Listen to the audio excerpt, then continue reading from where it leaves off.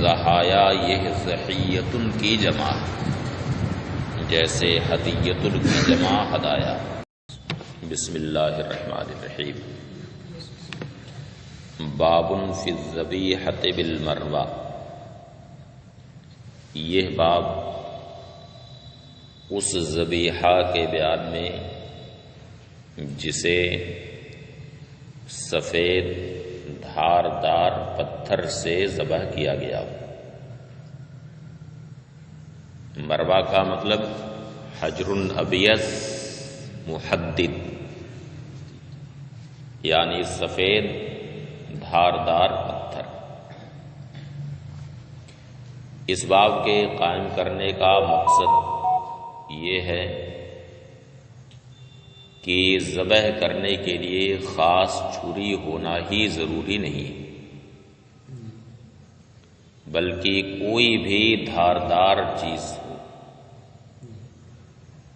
چھری ہے یا دھاردار پتھر ہے یا کانچ ہے یا کوئی بھی ایسی دھاردار چیز ہے تو اس سے ذبح کرنا جائز۔ حدثنا مسدد قال حدثنا ابو الاحوص قال حدثنا سعید بن مسروق عن عبایا بن رفاعہ عن ابیہ عن جدہ رافع بن خدیج۔ عبایا ابن رفاعہ سے روایت، انہوں نے اپنے والد سے روایت کی۔ عبایا ابن رفاعہ کے والد کا نام کیا ہے صوفی صاحب؟ عبایا ابن رفاعہ کے والد کا نام رفاعہ۔ انہوں نے ان کے دادا یعنی عبایا کے دادا اور اپنے والد رافع ابن خدیج رضی اللہ تعالی عنہ سے روایت کی۔ جہاں اس طرح سے آیا نبی ہے ان جدہی، تو جدہی کی ضمیر بیٹے کی طرف لوٹتی۔ ہاں ایک سند ہے کہ اس میں باپ کی طرف ضمیر لوٹ سکتی ہے، اس میں بھی دو قول۔ ایک سند آپ لوگوں نے پڑھی ہوگی ان عمرو بن شعیب عن ابیہ عن جدہ، یہ سند پڑھے ہیں نا؟ تو جدہی کی جو ضمیر ہے یہ باپ کی طرف لوٹتی عموماً، اور کچھ لوگوں نے کہا کہ یہ بھی عمرو کی طرف لوٹے گی۔ رافع ابن خدیج رضی اللہ تعالی عنہ سے روایت ہے، فرمایا اتیت رسول اللہ صلی اللہ علیہ وسلم فقلت یا رسول اللہ، میں رسول اللہ صلی اللہ علیہ وسلم کی بارگاہ میں حاضر ہوا، میں نے عرض کیا یا رسول اللہ، کل دشمن سے ہمارا سامنا ہوگا، دشمن سے ہماری مد بھیڑ ہوگی، وَلَيْسَ مَعَنَا مُدًّ، مدیہ کی جمع ہے مدہ، جبکہ ہمارے ساتھ چھری نہیں ہے۔ دشمن سے مقابلہ ہمارا ہوگا جبکہ ہمارے ساتھ چھری نہیں ہے۔ أَفَنَذْبَحُ بِالْمَرْوَةِ وَشِقَّةِ الْعَصَا، تو کیا ہم سفید دھاردار پتھر اور لاٹھی کے ٹکڑے سے ذبح کریں؟ یعنی فتح یابی کا اس قدر یقین تھا کہ کل دشمنوں سے ہمارا مقابلہ ہوگا اور مال غنیمت میں ہمیں بہت سارے جانور ملیں گے، ہمارے ساتھ چھری نہیں ہے، تو کیا ہم ان جانوروں کو سفید دھاردار پتھر سے اور عصا کے ٹکڑے سے کیا ہم ذبح کر سکتے ہیں؟ اس قدر یقین تھا فتح یابی کا۔ فقال رسول اللہ صلی اللہ علیہ وسلم ارن او عاجل، تو رسول اللہ صلی اللہ علیہ وسلم نے ارشاد فرمایا کہ جلدی کرو۔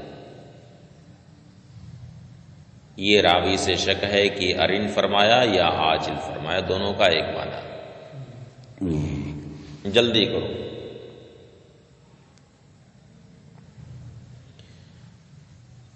اب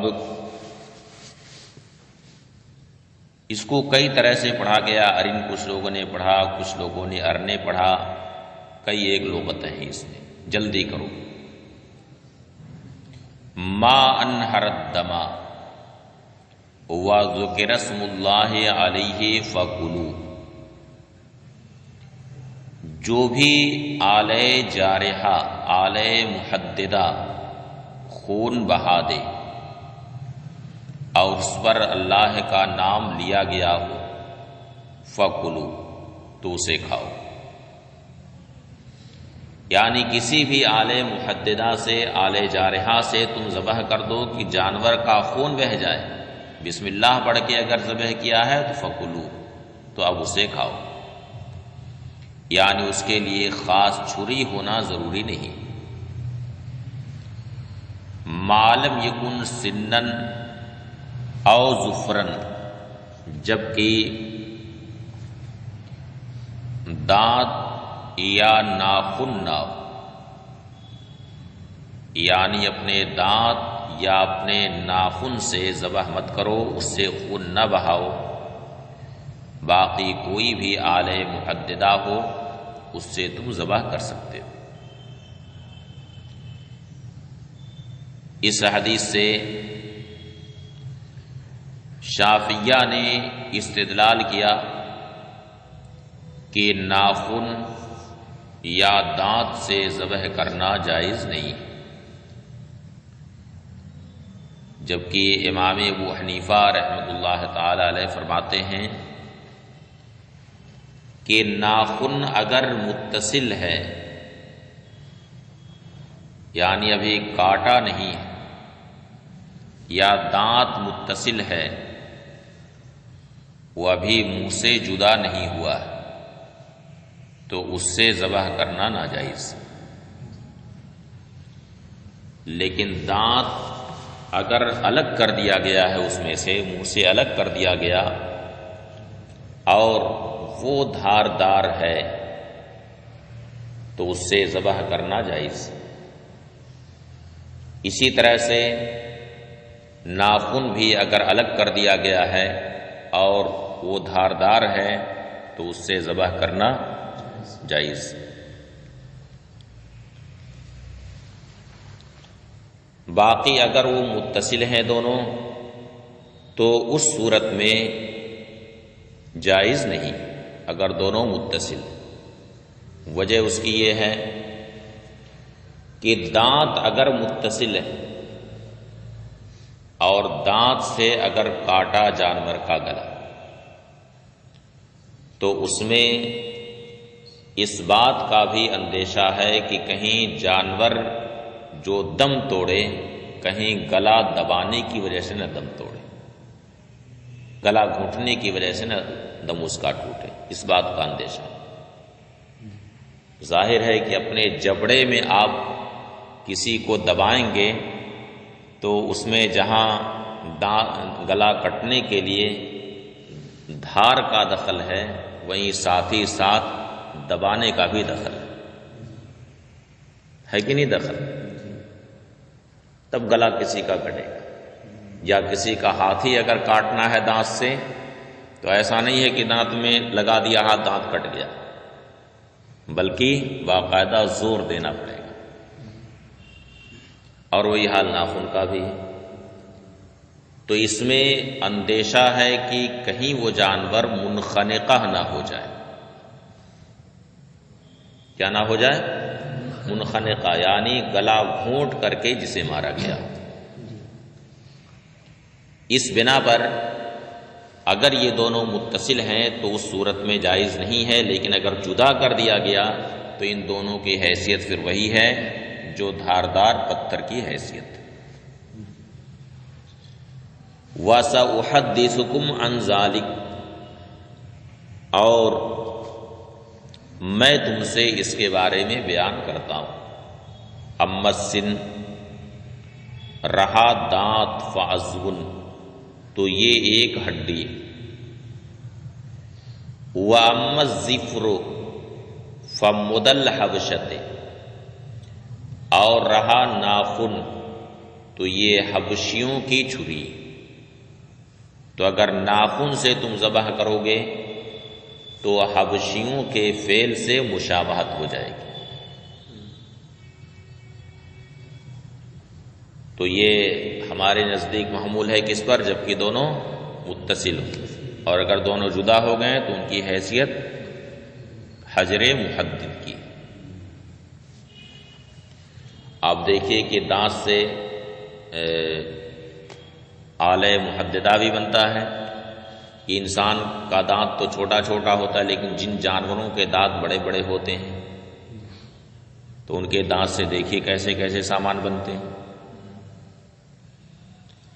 وَتَقَدَّمَ بِهِ سَرْعَانٌ مِّنَ النَّاسِ، یعنی جنگ ہوئی۔ اب لوگوں میں جو جلد باز تھے ان لوگوں نے پیش قدمی کر دی۔ جنگ ہوئی، فتح یابی ہوئی، اب لوگ مال غنیمت میں لگ گئے۔ فَتَعَجَّلُوا، لوگوں نے جلدی کی۔ فَأَصَابُوا مِنَ الْغَنَائِمِ، اور مال غنیمت سے انہوں نے لے لیا۔ وَرَسُولُ اللَّهِ صلی اللہ علیہ وسلم فی آخر الناس، جبکہ رسول اللہ صلی اللہ علیہ وسلم ابھی لوگوں کے آخری حصے میں تھے، یعنی آخری دستے میں تھے۔ فَنَصَبُوا قُدُورًا، یعنی جن لوگوں نے جلد بازی کی تو جلدی جلدی جانوروں کو ذبح کیا، انہیں کھلیایا، بوٹی کی ان کی، اس کے بعد دیگ بھی چڑھا دیا، ہانڈی بھی چڑھا دی۔ فَنَصَبُوا قُدُورًا، اور ہانڈیاں بھی چڑھا دی چولہے پر۔ فَمَرَّ رسول اللہ صلی اللہ علیہ وسلم بِالْقُدُورِ، تو رسول اللہ صلی اللہ علیہ وسلم ان ہانڈیوں کے پاس سے گزرے۔ فَأَمَرَ بِهَا فَأُكْفِئَتْ، سرکار نے حکم دیا، ہانڈیاں سب الٹ دی گئی۔ اس لیے کہ دارالاسلام کی سرحد میں داخل ہو جانے کے بعد جب تک کہ امام یعنی سلطان اسلام تقسیم نہ کر دے اس وقت تک مال غنیمت نہیں کوئی لے سکتا۔ وَقَسَّمَ بَيْنَهُمْ، اور نبی کریم صلی اللہ علیہ وسلم نے ان کے درمیان تقسیم فرمائی۔ فَعَدَلَ بَعِيرًا بِعَشَرِ شِيَاطٍ، تو نبی کریم صلی اللہ علیہ وسلم نے ایک اونٹ 10 بکریوں کے برابر قرار دیا۔ یعنی کسی کو اگر ایک اونٹ عطا فرمایا تو اب اس کے بدلے میں دوسرے کو 10 بکریاں عطا کی۔ وَنَدَّ بَعِيرٌ مِّنْ إِبِلِ الْقَوْمِ،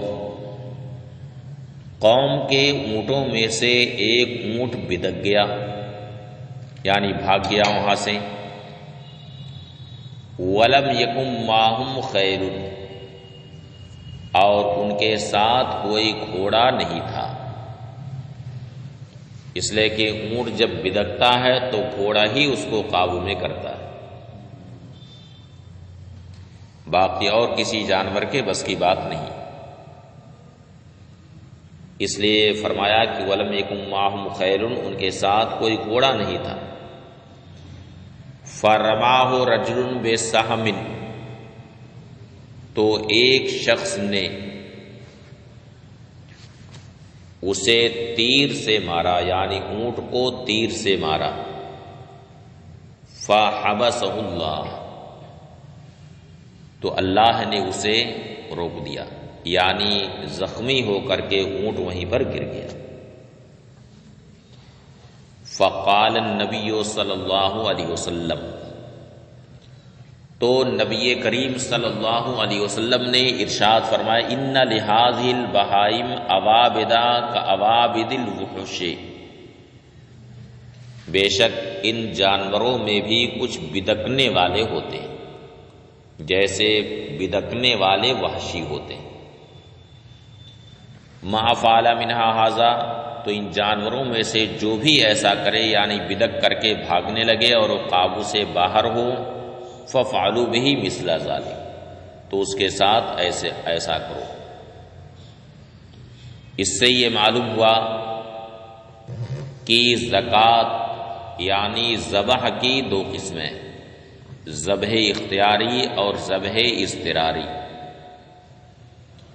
ذبح اختیاری تو یہ ہے کہ جانور اپنے قابو میں بندھا ہوا ہے، اپنے قابو میں، تو وہاں پر تو ذبح اختیاری ضروری ہے۔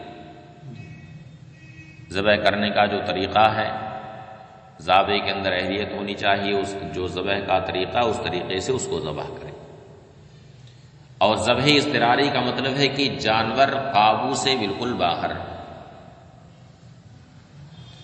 تو اب ایسی صورت میں وہاں زکوٰۃ اضطراری کافی، ذبح اضطراری کافی، کہ بسم اللہ پڑھ کر کے تیر چلائے، اب وہ تیر کہیں بھی لگ جائے، جسم کے کسی بھی حصے میں لگ جائے تیر،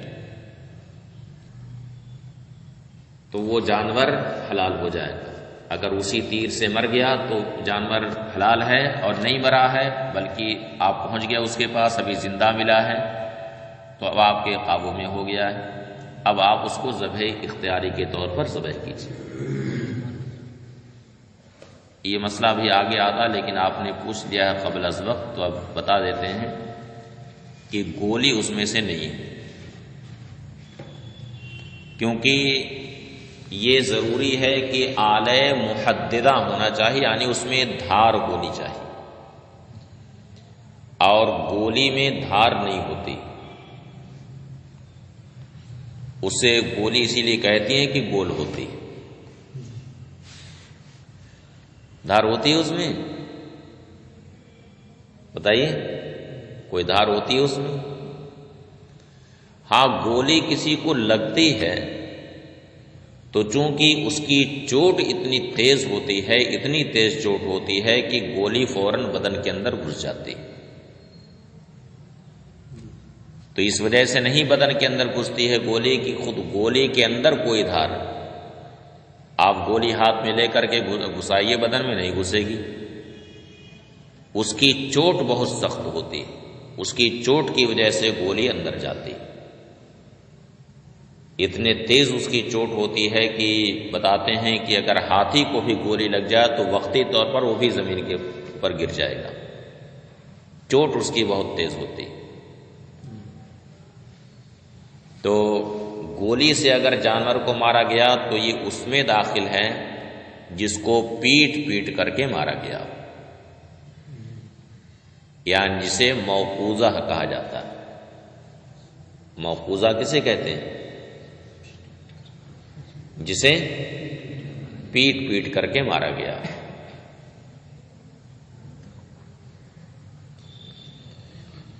حدثنا مسدد ان عبد الواحد بن زیاد وحمادا حدثاهم المعنى واحد عن عاصم الشعبی عن محمد بن صفوان او صفوان بن محمد قال اسدت ارنبین فذبحتهما بمربۃ۔ امام ابو داؤد فرماتے ہیں کہ ہم سے مسدد نے بیان کیا کہ عبد الواحد ابن زیاد اور حماد نے ان سے بیان کیا، یعنی مسدد سے اور بھی دیگر لوگوں سے۔ المعنی واحد، یعنی عبد الواحد ابن زیاد کے الفاظ کچھ اور ہیں، حماد کے الفاظ کچھ اور ہیں، مگر المعنی واحد، دونوں کا معنی ایک ہے۔ جیسے آپ نے ترمذی شریف میں پہلی حدیث پڑھی، لا تقبل صلاۃ بغیر طہور ولا صدقۃ من غلول، تو قتیبہ نے کہا لا تقبل صلاۃ بغیر طہور، اور اسی حدیث کو حناد نے روایت کیا تو کہا وقال حناد فی حدیث الا بطہور، حناد نے اپنی حدیث میں کیا کہا؟ الا بطہور۔ یاد ہے کہ نہیں؟ یاد ہے؟ یاد آ گیا؟ اب یاد آیا ہے؟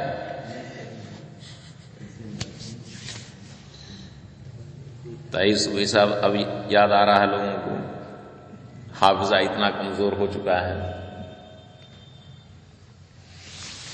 تو یہاں عبد الواحد ابن زیاد کے الفاظ کچھ اور ہیں، حماد کے الفاظ کچھ اور ہیں، مگر المعنی واحد، معنی دونوں کا ایک ہے۔ انہوں نے عاصم سے روایت کی، وہ امام شعبی سے روایت کرتے ہیں، وہ محمد ابن صفوان یا صفوان ابن محمد سے روایت کرتے ہیں، یہ شک ہے نام اور ولدیت میں۔ قالا، وہ فرماتے ہیں اصطدت ارنبین، میں نے 2 خرگوش کا شکار کیا۔ یہ اصطدت ہے، کس باب سے؟ باب افتعال سے، استادا یستادو استیادن، اصطدت اصل میں تھا استدت، کیا تھا؟ استدت، چونکہ فا افتعال سواد واقع، اس لیے تا افتعال کو سواد سے بدل دیا گیا، پھر ادغام کر دیا گیا، کیا ہوا؟ استدت۔ میں نے 2 خرگوش کا شکار کیا، فذبحتہما بمربۃ، تو میں نے دونوں کو دھاردار سفید پتھر سے ذبح کیا۔ فسألت رسول اللہ صلی اللہ علیہ وسلم عنہما، تو میں نے رسول اللہ صلی اللہ علیہ وسلم سے ان دونوں کے بارے میں پوچھا، فاخبرنی باکلہما، تو رسول اللہ صلی اللہ علیہ وسلم نے مجھے ان دونوں کے کھانے کا حکم دیا۔ اس سے معلوم ہوا کہ خرگوش حلال، اور یہ بھی معلوم ہوا کہ ذبح کرنے کے لیے چھری ہونا خاص کوئی ضروری نہیں، بلکہ کوئی بھی دھاردار چیز ہو اس سے ذبح کرنا جائز۔ حدثنا قتیبہ بن سعید قال حدثنا یعقوب عن زید بن اسلم عن عطا بن یسار عن رجل من بنی حارثہ انه كان يرعى لقحة بشعب من شعاب احد فاخذها الموت۔ یعقوب زید ابن اسلم سے روایت کرتے ہیں، انہوں نے عطا ابن یسار سے روایت کی، وہ قبیلے بنی حارثہ کے ایک شخص سے روایت کرتے ہیں کہ وہ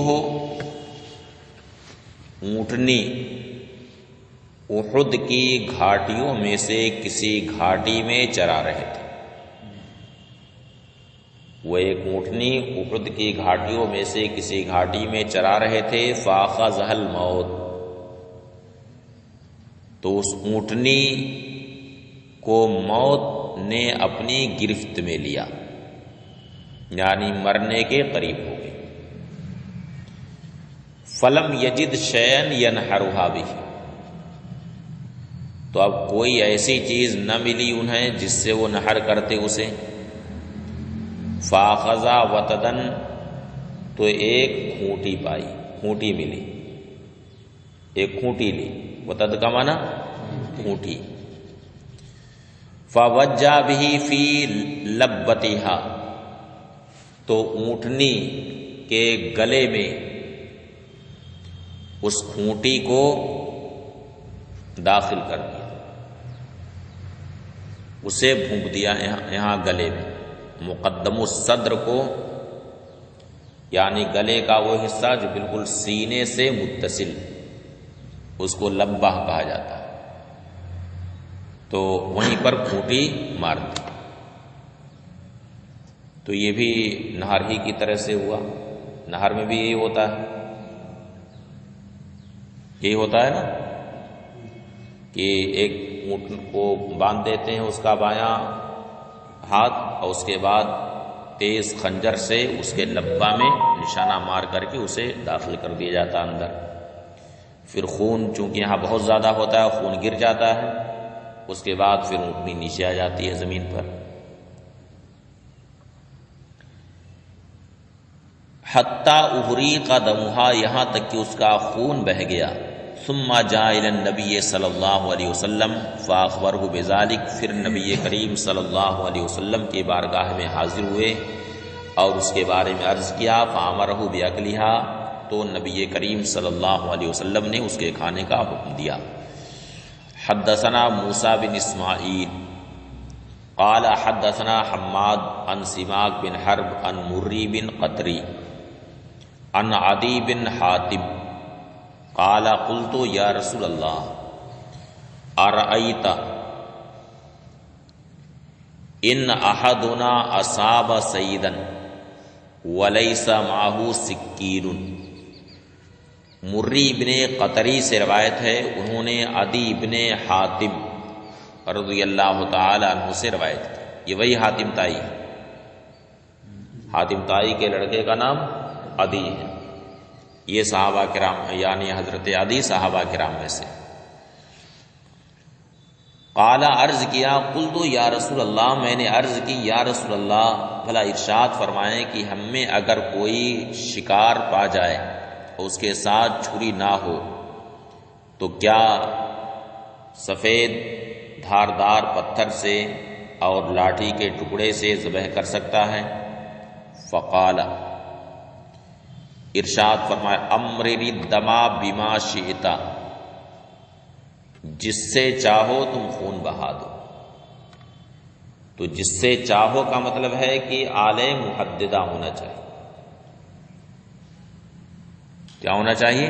آلے محددہ ہونا چاہیے. وَاذْكُرِ اسْمَ اللَّهِ عَزَّ وَجَلَّ، اور اللہ عز و جل کا نام لو، یعنی بسم اللہ پڑھ کر جس بھی آلے محددہ سے تم خون بہا دو تو وہ جانور حلال ہے.